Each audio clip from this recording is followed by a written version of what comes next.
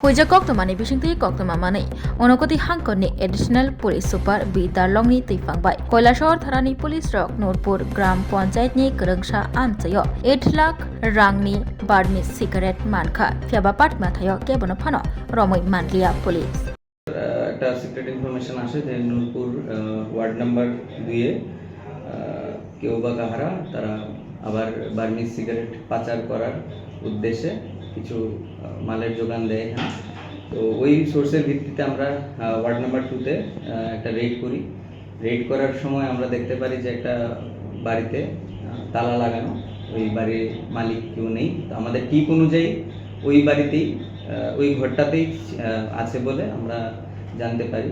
তো তারপর আমরা এক্সিকিউটিভ ম্যাজিস্ট্রেটের সামনে এবং ওয়ার্ডের যে মেম্বার ছিল এবং উপপ্রধানের সামনে নূরপুরের আমরা সব লিগ্যাল ফর্মালিটিস মাথায় রেখে এবং লিগ্যাল ফর্মালিটিস মেনটেন করে আমরা ওই ঘরের তালা ভেঙে আমরা অ্যারাউন্ড 4 লক্ষ বার্মিজ সিগারেট উদ্ধার করতে পারি এবং যেটার বাজার মূল্য প্রায় 20 লক্ষ টাকা।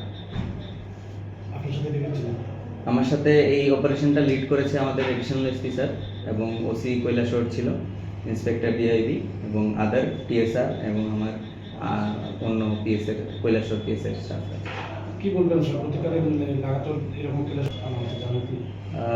এটার বিষয়ে একটা জিনিসই বলবো যে মানে আমাদের যেই নেশামুক্ত ত্রিপুরা গড়ে তোলার যেই আহ্বানটা দিয়েছে আমাদের মুখ্যমন্ত্রী এবং আমাদের প্রধানমন্ত্রীর তরফ থেকে, তো এটা আমরা ইমপ্লিমেন্ট করার লক্ষ্যেই আমরা প্রতিদিনই এরকম ইনপুটের বেসিসে রেড চালাচ্ছি এবং আগামী দিনেও আমরা এই রেড বজায় রাখবো এবং এটাই আশা করব যে আমাদের যে সুষ্ঠু সমাজটা আছে এটা আবার যেখানে এই ড্রাগস বা এইসব নেশা জাতীয় দ্রব্য বিক্রি হচ্ছে এগুলি যাতে বন্ধ করে সুষ্ঠু সমাজে আবার ওরা ফিরে আসে।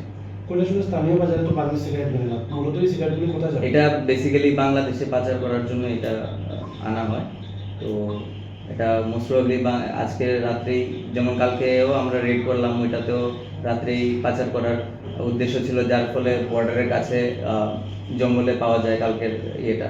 আজকেও এটাই সম্ভাবনা ছিল যে এটাকে বর্ডার এরিয়াতে শিফট করা হবে, বাট ফরচুনেটলি আমরা আগেই টিপ পেয়ে এই ইয়েটা চালাই, রেডটা চালাই।